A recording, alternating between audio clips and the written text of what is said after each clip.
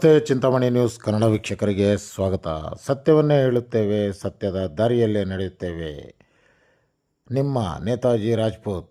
ವೀಕ್ಷಕರೇ, ಇವತ್ತಿನ ದಿನ ಅಂದರೆ ಗುರುವಾರ 9:30 ಗಂಟೆಗೆ ಸರಿಯಾಗಿ ಇರ್ಗಂಪಲ್ಲಿ ಗ್ರಾಮದಲ್ಲಿ ಗುಡುಗು ಮತ್ತು ಸಿಡಿಲು ಬಡಿದು ತೆಂಗಿನ ಮರ ಸುಟ್ಟು ಕರಕಲು ಆಗಿರುತ್ತದೆ.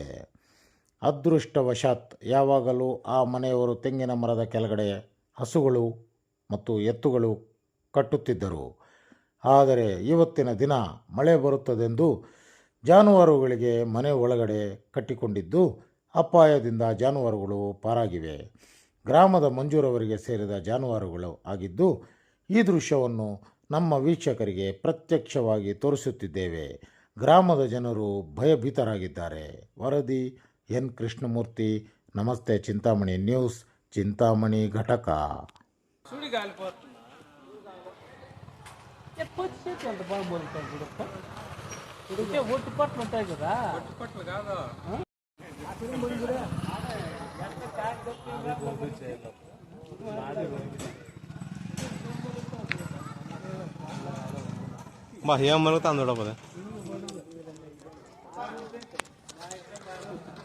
బస్ స్టాండ్లో పిడుగు పడింది. బస్ స్టాండ్లో పిడుగు పడింది. టెంకాయ మరలా అది ఏం మొలుగుతా ఉందా? చాలా టెంకాయ కూడా తీసుకుంటా ఉందా? తీసుకోండి అందు. నువ్వు తీసుకోపా, నువ్వు తీసుకో. వస్తే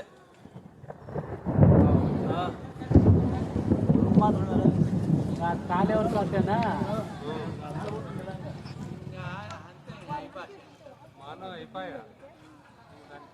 సుడి కాలిపోతుంది. ఎంత బాగా మొలుగుతాయి చూడప్ప.